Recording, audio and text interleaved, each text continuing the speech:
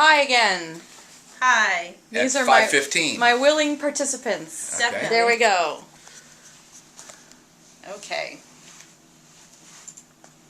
Home is where the heart is, and I'm sure we've all heard that before. Here's another one. A man's home is his castle. Now I want you to think back to the time when you were in grade school, and the teacher asked you, when you grow up, in what kind of house would you like to live? I'm sure some of you said, I want to live in a castle high on a hill surrounded by a moat. And maybe others said, I want to live in a nice Manhattan apartment with a great view of the city. Not too bad. Some others of you would have said, I want to live in a mansion with 23 bedrooms, 25 bathrooms, 5-car garage, and a pool and maybe a helipad. But most of us are taught at a young age of the American dream, which is a nice house in the suburbs, 3 bedrooms, 2 bath, 2-car garage, surrounded by a white picket fence with 2 dogs in the yard. That's the American dream that we've all been taught. But what if the American dream is not attainable for everyone? Is there an alternative? I'm going to introduce you to an alternative. It's called tiny living. Now, what is tiny living? Well, tiny living is, first of all, you'd have to have a tiny house. And what is a tiny house? Here are some examples. A tiny house is basically any dwelling that is on wheels. So these are a few examples of some tiny houses that I love. That one is my favorite right there, the beach cottage. Also, RVs would qualify as a tiny house. And there's different kinds of RVs, Class A's, Class B, conversion vans, Class C's, travel trailers, and even pop-up campers. I live in a tiny house. Meet Dory. This is my 1978 Winnebago Mini Winnie. She has a full kitchen, a nice functioning bathroom, and a nice comfortable bed. And no leaks so far. So what are some of the reasons why not everyone can buy into the American dream of home ownership? Well, let's look at some of them. The first one we can talk about is cost. The average American home is about $190,000.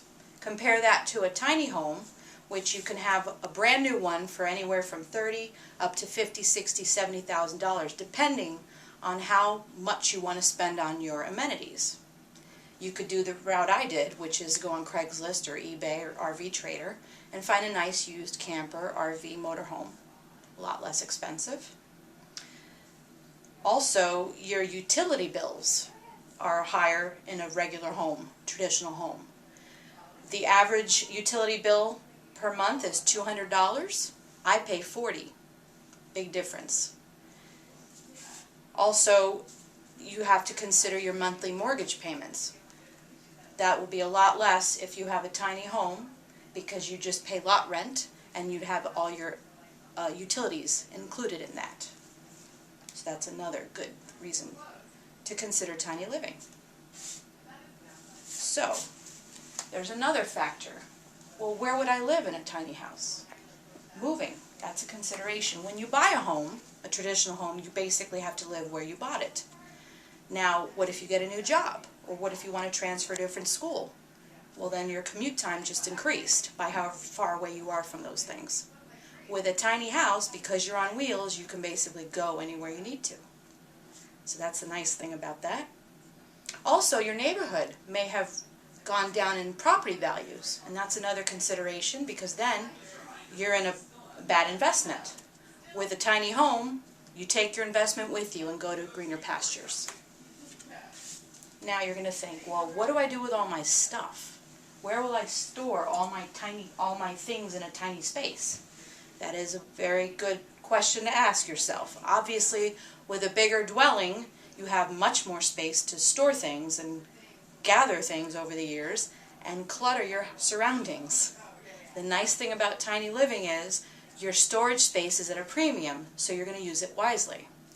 One alternative is on the steps to a loft, you can use the drawer space, you can use the steps as drawer space for storage. That's a good way to do it. And with tiny living, less clutter means clearer mind, clearer spirit. And it's good for your overall health. So is it for me, tiny living?